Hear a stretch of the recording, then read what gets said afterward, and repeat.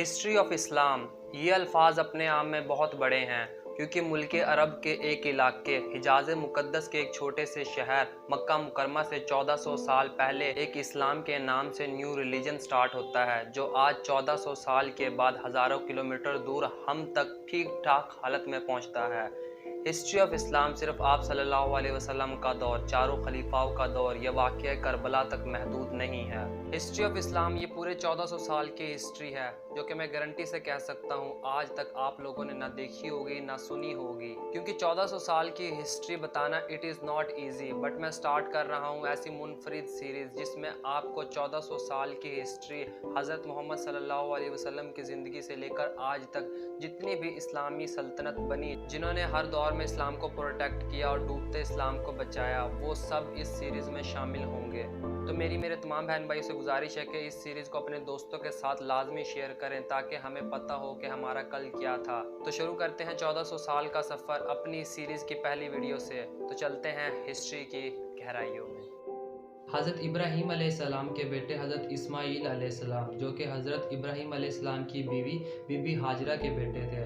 حضرت ابراہیم علیہ السلام اپنے اس بیٹے اور بیوی کو عرب کی سرزمین پر لے آئے اور حضرت اسماعیل علیہ السلام کو عرب کی سرزمین دے دی اور کعبہ کی تعمیر شروع کر دی۔ حضرت ابراہیم علیہ السلام کے دوسرے بیٹے حضرت اسحاق علیہ السلام، جو کہ حضرت ابراہیم علیہ السلام کی بیوی بی بی سارہ کے بیٹے تھے، ان کو حضرت ابراہیم علیہ السلام نے شام کی سرزمین دے دی اور حضرت ابراہیم علیہ السلام کی بیوی بی بی کتورہ کے بچوں کو آپ نے یمن کی سرزمین دے دی۔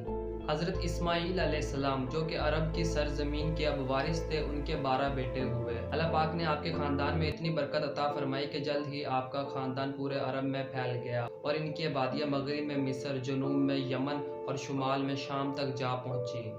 حضرت اسماعیل علیہ السلام کی اولاد میں سے ایک شخص مشہور ہوا جس کا نام قدر تھا۔ قدر ہمیشہ سے ہی مکہ مکرمہ میں رہتا اور کعبہ کی خدمت کرتا تھا۔ قدر کی اولاد میں سے ایک شخص مشہور ہوا جس کا نام عدنان تھا۔ عدنان کی چند پشتوں کے بعد اس میں ایک عقل مند اور طاقتور انسان پیدا ہوا جس کا نام کسی بتایا جاتا ہے۔ اس نے عرب کی پہلی طاقتور اور منظم سلطنت قائم کی سن 440 میں، مطلب آج سے 1582 سال پہلے۔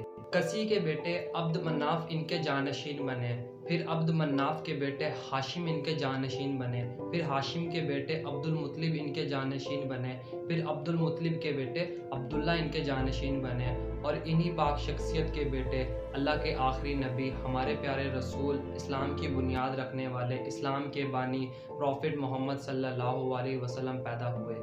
شاید آپ لوگوں کے ذہن میں بھی یہ کبھی نہ کبھی آیا ہو اور بہت سے لوگوں کا یہ سوال بھی ہوتا ہے کہ آپ صلی اللہ علیہ وسلم صرف عرب میں ہی کیوں تشریف لائے۔ میں نے کافی جگہ پڑھا ہے اور آپ لوگوں نے ہی پڑھا ہوگا کہ اس وقت عرب بہت زیادہ جہالت میں تھا، ہر طرف بت پرستی عام تھی، اسی وجہ سے حضرت محمد صلی اللہ علیہ وسلم عرب میں تشریف لائے۔ لیکن پہلے وقتوں میں ایسے ہوتا تھا کہ ایک وقت میں کافی جگہ پر کافی نبی ہوتے تھے، لیکن آپ صلی اللہ علیہ وسلم تو اللہ کے آخری نبی تھے، تو اس کا مطلب اس وقت دنیا میں آپ صلی اللہ علیہ وسلم کے علاوہ کوئی اور نبی نہیں تھا، تو پوری دنیا ہی جہالت میں تھی۔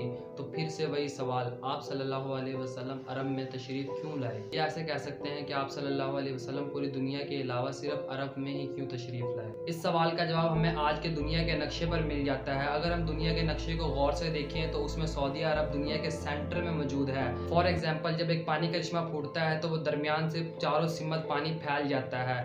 اسی وجہ سے اسلام کی روشنی سعودی عرب سے نکل کر چاروں سمت پھیل گئی، اور اس کی مثال ہمیں آج کے دن نظر آتی ہے جب سارے مسلمان کعبہ کو سینٹر مان کر دنیا کے چاروں طرف سے ایک سینٹر میں نماز پڑھتے ہیں۔ تو یہی وجہ تھی کہ آپ صلی اللہ علیہ وسلم عرب میں تشریف لائے، باقی واللہ علم۔ میں ملتا ہوں آپ لوگوں سے ہسٹری آف اسلام کے اگلے پارٹ میں۔ اگر ویڈیو پسند آئے تو ویڈیو کو لائک کرو، چینل کو سبسکرائب کرو اور ویڈیو کو لازمی شیئر کرو۔